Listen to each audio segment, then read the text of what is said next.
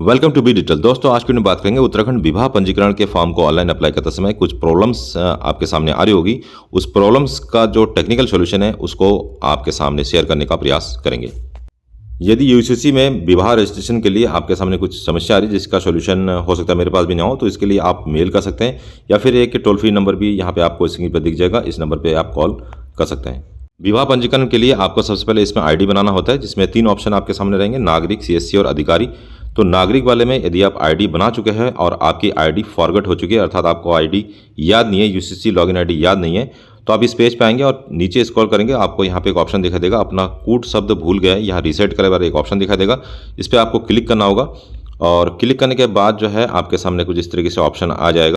यहाँ पर आपको 2 ऑप्शन दिखाई देंगे, जिसमें आपको एक ऑप्शन चूज करना होगा अपना यूसीसी आईडी प्राप्त करें, और यदि आप यूसीसी आईडी भूल गए तो यहाँ पे आपसे मोबाइल नंबर पूछा जाएगा। जिस मोबाइल नंबर से आपने आईडी क्रिएट किया होगा आपको यहाँ मोबाइल नंबर फिल करना होगा और एक कैप्चा कोड डाल के ओटीपी भेजना होगा। ओटीपी आपके मोबाइल पर आएगा, उसके बाद आपके मोबाइल नंबर पर यूसीसी आईडी भेज दिया जाएगा। यदि आप ऑनलाइन अप्लाई कर चुके हैं और आपके फॉर्म में कोई दिक्कत है तो आपको स्पष्टीकरण का एक ऑप्शन दिखाई देगा। यहाँ पे आप क्लिक करेंगे, क्लिक करने के बाद यहाँ पे आपको पेंडिंग ऑप्शन दिखाई देगा और यहाँ पे क्षेत्रों को स्पष्ट करे वाला एक ऑप्शन दिखाई देगा। इस पर क्लिक करके जो भी स्पष्टीकरण आपसे मांगा जाएगा उसको आप फिल कर सकते हैं, ताकि जो आपका जो विवाह पंजीकरण है वो टाइम से बन जाए। एक और समस्या जो फॉर्म भरते समय आ रही होगी वो है पत्नी निवास की किस श्रेणी में आती है। तो यहाँ पे जो ऑप्शन है, पहला वाला ऑप्शन जो ज़्यादातर लोगों द्वारा चूज किया जा रहा है, इस संबंध में राज्य सरकार द्वारा जारी अधिसूचना के तहत स्थायी निवास अर्थात स्थायी निवास प्रमाण पत्र यहाँ पे अपलोड करना होता है। यदि आपके पास अपनी वाइफ का स्थायी निवास प्रमाण पत्र नहीं है तो इसके संबंध में आप जो है यहाँ छठा ऑप्शन चूज करेंगे, राज्य सरकार या केंद्र सरकार की किसी भी योजना की लाभार्थी जो राज्य में लागू होती है। इसको आप सेलेक्ट करने के बाद यहाँ पे आप विकल्प चूज करने का ऑप्शन आएगा। तो यदि आपने अपनी वाइफ का अटल आयुष्मान योजना के अंतर्गत आपने पंजीकरण करा रखा है तो उसको भी आप यहाँ लगा सकते हैं। आयुष्मान भारत प्रधानमंत्री जन आरोग्य कार्ड यदि है तो उसको भी आप लगा सकते हैं। राज्य सरकार की स्वास्थ्य योजना है उसको लगा सकते हैं। प्रधानमंत्री गरीब कल्याण योजना के पात्र है उसको भी आप अपडेट कर सकते हैं। अंत्योदय कार्ड यदि आपके पास है आपकी वाइफ के नाम से, या फिर प्राथमिक परिवार योजना है या फिर राज्य खाद्यान्न योजना अर्थात राशन कार्ड को भी यहाँ पे मेंशन कर सकते हैं। तो एक तरीके से यहाँ पे जो है स्थायी निवास प्रमाण पत्र का विकल्प दे दिया है, तो इसको भी आप यहाँ पे अपडेट कर सकते हैं और इसकी जो पीडीएफ है अपलोड करके आप फॉर्म को अप्लाई कर पाएंगे। यूसीसी मैरिज रजिस्ट्रेशन का कंप्लीट वीडियो आपको हमारा आई बटन पे या फिर वीडियो के डिस्क्रिप्शन में भी मिल जाएगा। और दूसरा जो समस्या आ रही है कि यदि कोई ऐसे पति पत्नी हैं जो कि उत्तराखंड का जिनके पास डोमिसाइल नहीं है तो उनके लिए भी ऑप्शन है। यहाँ पे आपको 1 वर्ष से अधिक समय तक राज्य में यदि रह रहे हैं तो वो भी कर सकता था। जो उत्तराखंड में 1 वर्ष से अधिक समय पर रह रहे हैं, चाहे वो यूपी के निवासी हो या फिर किसी अदर स्टेट के हो, तो भी यूसीसी में अपना पंजीकरण करवा सकते हैं। यहाँ पे ऑप्शन आपको मिल जाएगा 1 वर्ष से अधिक समय। उस कंडीशन में जो है आपको निवास का प्रमाण पत्र के ऑप्शन में 3 चीज़ें यहाँ पे अपलोड कर सकते हैं आप। सबसे पहले आपके पास 1 साल का पुराना बिजली का बिल आपके ही नाम से होना चाहिए, या फिर पासपोर्ट होना चाहिए, या फिर कम से कम 1 साल पुराना किराएदार सत्यापन। तो यदि आप किराए पर रह रहे हैं तो किराएदार सत्यापन का जो प्रमाण पत्र है वो आप सीएससी सेंटर से ये एफिडेविट उसका बनवा सकते हैं और उसके माध्यम से भी आप जो है यहाँ पे यूसीसी रजिस्ट्रेशन अपना विवाह पंजीकरण का करवा पाएंगे। अगली जो टेक्निकल समस्या आ रही है वो गवाहों से संबंधित है। तो यहाँ पे गवाह की जो सारी डिटेल अर्थात आधार कार्ड से डिटेल डालने के बाद आपके सामने सारी डिटेल आ जाएगी और यहाँ पे आपको रिकॉर्डिंग ऑप्शन आ जाएगा। तो यहाँ पे एक मैटर आपके सामने आएगा स्क्रीन पे, उसको आपको मतलब गवाह को उसको पढ़ना होगा और रिकॉर्डिंग यहाँ पे शुरू हो जाएगा।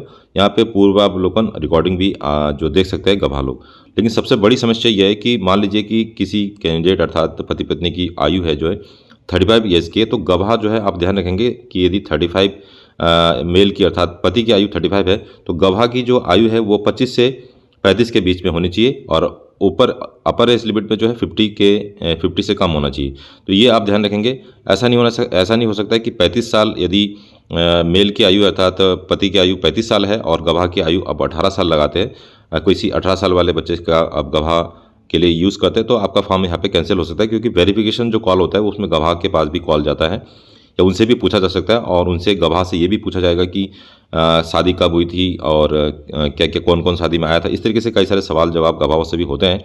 तो गवाह को जिसको भी आप गवाह बनाना चाहते हैं उसको ये सारी जानकारी आप होनी चाहिए कि गवाह शादी कब हुई थी और पति का नाम क्या है, पत्नी का नाम क्या है, कहाँ रहते हैं, ये सारी जानकारी गवाह के पास होनी चाहिए या आपको पहले से गवाह को बताना होगा। अब दूसरी जो टेक्निकल समस्या आ रही है कि मान लीजिए कि आप चाहते हैं कि आपके जो क्लोज जो आपके पेरेंट्स में से आप गवाह बनाना चाहते हैं, तो ये भी कहीं लिखा नहीं है कि पेरेंट्स को आप गवाह बना नहीं सकते हैं, लेकिन कई बार ऐसा हो सकता है कि गवाह यदि आप पेरेंट्स को बनाते हैं तो फॉर्म कैंसिल हो सकता है। 2-1 लोगों का कैंसिल हुआ है।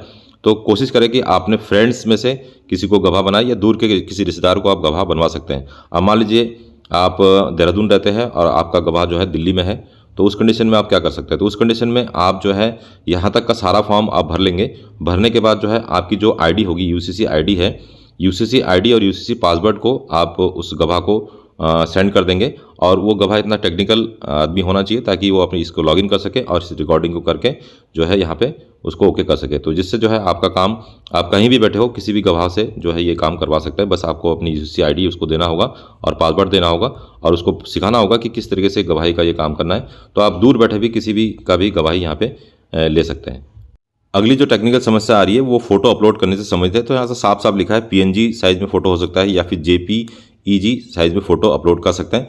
यहाँ पे आपको ध्यान रखना है कि जो फोटो की जो साइज है, अर्थात जो पति और पत्नी की जो फोटो अपलोड होगी वो पासपोर्ट साइज वाली फोटो आपको बनानी होगी। अर्थात यदि आप फुल साइज फोटो यहाँ अपलोड कर देते तो अपलोड तो हो जाएगी, लेकिन वही फुल साइज फोटो आपका प्रमाण पत्र में भी बन के आ जाएगा, जो कि दिखने में काफ़ी और जैसा लगता है। तो आप यहाँ पे ध्यान रखेंगे जो भी फोटो पति पत्नी की अपलोड होगी वो पासपोर्ट साइज में, जो पासपोर्ट साइज होता है उसी पासपोर्ट साइज में आपको अच्छी सी फोटो को कन्वर्ट करके जो है यहाँ पे अपलोड करना है, क्योंकि वही पासपोर्ट साइज फोटो आपका विवाह पंजीकरण में अपलोड होगा। अगली जो टेक्निकल समस्या आ रही है वो विवाह आमंत्रण पत्र अपलोड करने से संबंधित है और इसमें कई सारी समस्या है। लेकिन 2010 के बाद जिसकी शादी हुई है या फिर 2015-2011 के बाद जिनकी शादी हुई है, तो विवाह आमंत्रण पत्र उन्होंने जाहिर सी बात है संभाल के नहीं रखा होगा। इसमें जो है आपके पैसे खर्च हो सकते हैं, तो इसका भी हम ध्यान रखेंगे। आप जो है एक ऐप है जिसका लिंक आपको हमारी वीडियो के डिस्क्रिप्शन में मिल जाएगा। उस ऐप को आप यूज़ कर सकते हैं, कैनवा नाम है उसका। उस कैनवा ऐप की सहायता से आप जो है डिजिटली कार्ड बनवा सकते हैं फ्री ऑफ कॉस्ट में। आप यूट्यूब में कोई भी एक वीडियो देख लीजिएगा और उससे जो है आप कैनवा ऐप की सहायता से अपने शादी का, विवाह का जो कार्ड है वो बनवा सकते हैं और यहाँ पे अपलोड कर सकते हैं। एक चीज़ तो मैं बताना भूल ही गया कि फ़ोटो की जो साइज़ है वो 100 KB से कम होना चाहिए। यदि आपने 3 MB 5 MB की फ़ोटो खींची है और उसको रिसाइज करना चाहते हैं तो imresizer.com की वेबसाइट आप यूज़ कर सकते हैं। यहाँ पे आपको ऑप्शन मिल जाएगा, अपलोड फ़ोटो आपको करना होगा यहाँ पे। और जो उससे पहले जो है आपको विड्थ और हाइट इसमें कुछ नहीं करना है। आप जो है फ़ोटो को क्रॉप कर लेंगे और उसको पासपोर्ट साइज में बना लेंगे, जो भी आपका साइज होगा। और यूनिट में जो है सेंटीमीटर आप रहने दे सकते हैं, फॉर्मेट में जेपीजी ऑप्शन आप रह सकते हैं। उसके बाद आपको शो ऑप्शनल सेटिंग में आप जो है यहाँ पे केबी, तो यहाँ पे केबी की जगह आप केबी रहने देंगे और मैक्सिमम फाइल साइज जो है 100 कर देंगे। तो 100 करने से जो है फ़ोटो जो है आपकी 100 KB में कन्वर्ट हो जाएगी और तब जाके जो है आप अपलोड कर पाएंगे। और एक और सरकार से आदेश आ चुका है, यदि आप राज्य सरकार के कर्मचारी हैं तो यहाँ पे आप देख सकते हैं राज्य सरकार ने एक आदेश निकाल दिया है। राज्य सरकार के अंतर्गत कार्यरत समस्त विवाहित कार्मिकों के विवाह का जो यूसीसी पोर्टल पर शीघ्र पंजीकरण करने का आदेश आ चुका है मुख्य सचिव द्वारा। तो यदि आप उत्तराखंड गवर्नमेंट के कर्मचारी है तो आपको यूसीसी के अंतर्गत पंजीकरण करवाना ही होगा विवाह का।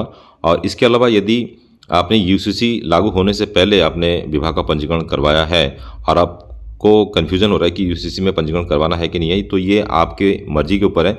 यदि आप करवाना चाहते हैं तो कर सकते हैं, यदि आप नहीं करवाना चाहते हैं तो आप नहीं भी कर सकते, क्योंकि इसके संबंध में जो इसकी जो जियो है, जियो में स्पष्ट बताया नहीं गया है कि जिन लोगों ने 2024 से पहले 2021-22 में विवाह पंजीकरण करवाया था क्या उनको भी दोबारा से करवाना होगा। तो ये आपके मर्जी के ऊपर डिपेंड करेगा। यदि आप चाहते हैं तो कर सकते हैं, अदरवाइज आप नहीं भी करेंगे तो कुछ नहीं होगा।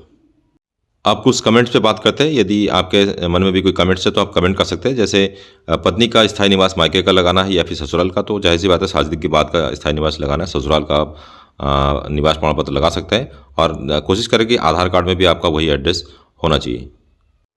अगला कमेंट से पूछा जा रहा है कि सर मोबाइल से अगर हम फॉर्म अप्लाई करते हैं तो कितने दिन में बन जाएगा। तो मैक्सिमम टाइम इसका बनने का 30 दिन है। 7 डेज से लेकर 15 डेज के अंतर्गत बन जाएगा, बशर्ते कि आपने सही से फॉर्म अप्लाई किया हो। तो आपका 7 डेज से लेकर 15 डेज तक बन जाएगा। अगला कमेंट है कि सर जी फ़ोटो चेंज करनी है तो कैसे चेंज होगा। तो फ़ोटो चेंज नहीं हो सकता है। यदि आपने अप्लाई कर दिया है और आपका प्रमाण पत्र, विवाह प्रमाण पत्र बन के तैयार हो चुका है, तो अभी इसका एडिट करने का कोई ऑप्शन नहीं है, तो आप फ़ोटो चेंज नहीं कर सकते। तो बशर्ते ध्यान रखेंगे जब भी आप फ़ोटो अपलोड करेंगे तो सही तरीके से सही डायमेंशन में फ़ोटो अपलोड करें, क्योंकि बाद में फ़ोटो चेंज करने का ऑप्शन नहीं है।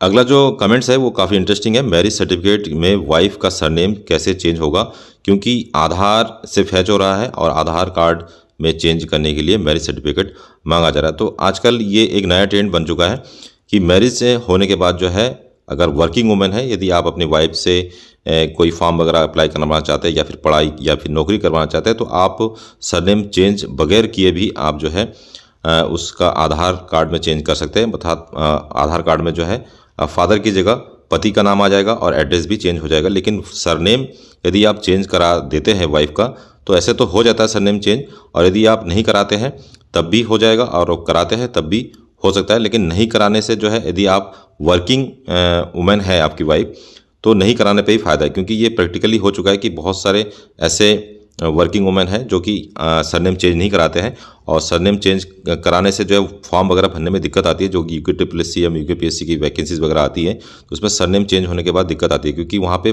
फादर के नाम पे जो है फॉर्म अप्लाई किया जाता है और कई सारी दिक्कतें आती है। तो ये सब चीज़ें आपको ध्यान रखनी है कि फर्दर जो है, यदि आपने एक बार आधार में चेंज कर दिया, सरनेम चेंज कर दिया, तो आपको भविष्य में दिक्कत भी आ सकती है। तो यदि आपकी वाइफ वर्किंग वुमेन है, तो इस बारे में सोच विचार करके ही आपको ये करना चाहिए।